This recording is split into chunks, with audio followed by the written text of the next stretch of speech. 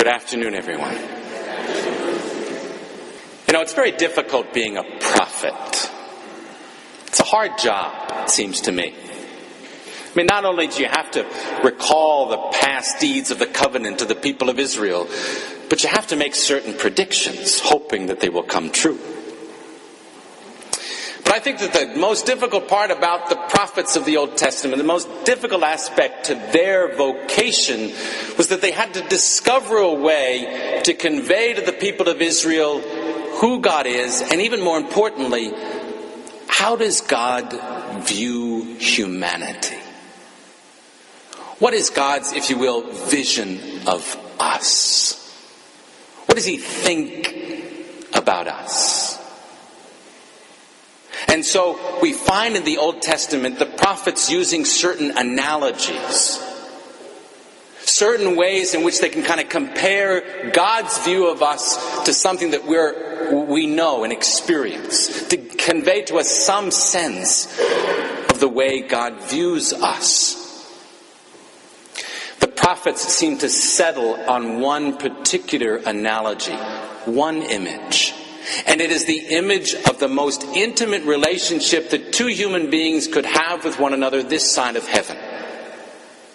The image of marriage. In our first reading, the prophet Isaiah says, "As a young man marries a virgin, your builder shall marry you. And as a bridegroom rejoices in his bride, so shall your God rejoice in you." Do you see how God looks at us? He looks at us just as a bridegroom looks at his bride. Those of you that are married, do you remember that look on the wedding day? Maybe that's faded a bit, but can you remember a little bit of that sparkle? That special love, that unique relationship, you knew that this was the one. It's precisely that look, that gaze of love between a bridegroom and his bride that is the way that God looks at us. That is the vision that governs his relationship with us. That's what the prophet Isaiah is saying. Your builder shall marry you. A bridegroom rejoices in his bride. So your God rejoices in you. And then in our gospel, from the second chapter of St. John, where does Jesus decide to perform his first miracle? The first sign at the very beginning of his public ministry. A sign in which his apostles, they see it and they come to believe in him. It's precisely at a wedding feast. The water changes into wine. The cold, insipid water of sin and death are transformed in Christ into the grace-filled wine of divine life. The groom at last has arrived on earth to take claim to marry his bride, the church. This is the way God looks at us. This is his vision. He sees humanity as something not only good, but very good, in the words of the book of Genesis. Human life is his own image, for we are made in his image and likeness. And this divine vision of humanity tells us that God sees in every one of us, you and me, an inviolable dignity, a goodness, a beauty, just as the groom looks at his bride. And no external circumstances, poverty or not being very well educated, no external condition of the human being, whether they're sick or weak, young or old, changes the way God looks at us. Each person, every one of our lives, in God's eyes, has an inestimable value. Unfortunately, this is not always the vision that others have of other human beings. It's not always the vision of our society and the ways in which our laws are crafted. It's unfortunate to have to speak of this, but of course, as you know, this coming Tuesday, January the 22nd, is the 40th anniversary of the Roe versus Wade decision. The decision of the Supreme Court that legalized abortion in our country, and it was one of the darkest moments in our history. The vision of God had nothing to do and has nothing to do with the culture of death.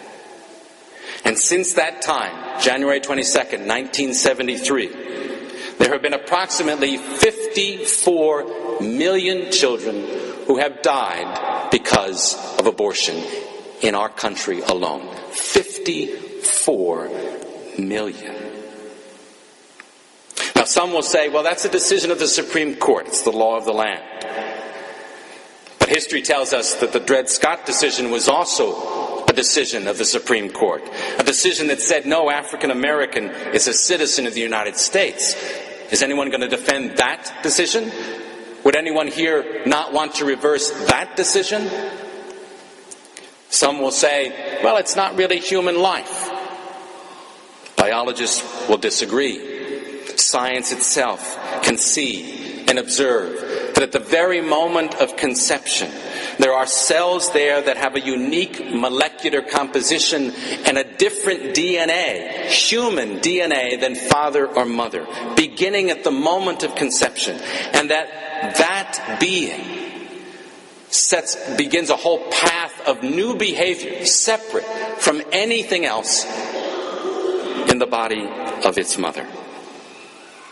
There at that moment, there is a new human being.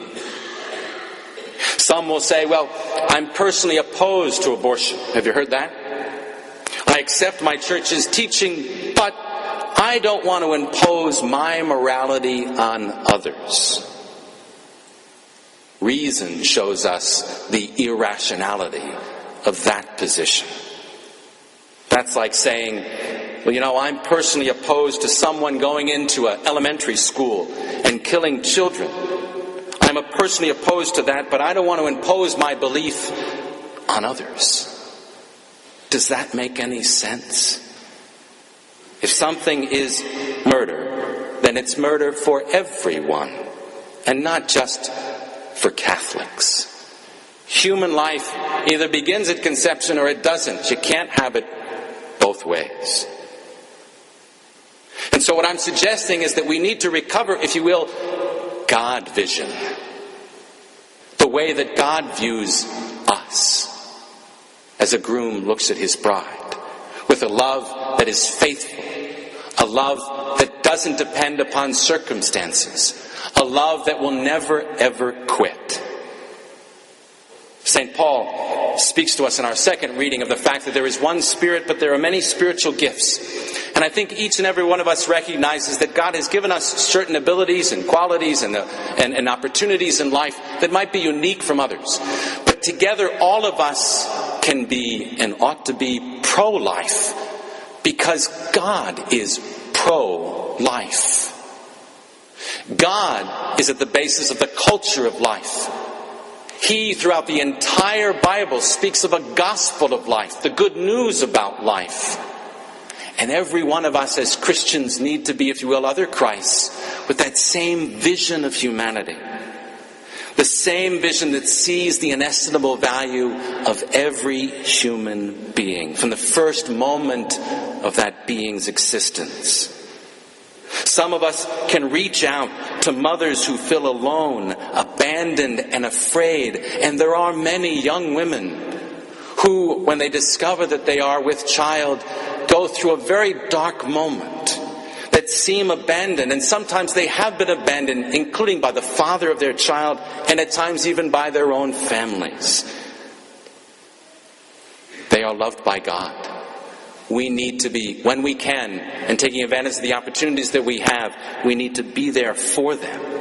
God sees you and me and that woman as a bride, and that woman's child as his child, a child that he has laid down his life for. Some of us can also teach young people today to have this God vision. This vision of life being good, and that all of human life, especially the most vulnerable, is beautiful. Some of us might have the opportunity and the ability to use the spiritual gifts given to us to oppose laws and decisions which foster the culture of death in order to expand the God vision of the culture of life. And certainly, every one of us, young and old, can pray and ought to pray for the end of abortion in our country and in our world. Pray for the divine eyes, if you will, to see each person in their inviolable dignity as a child of God, that we might be able to adopt that look, that gaze of the groom for his bride.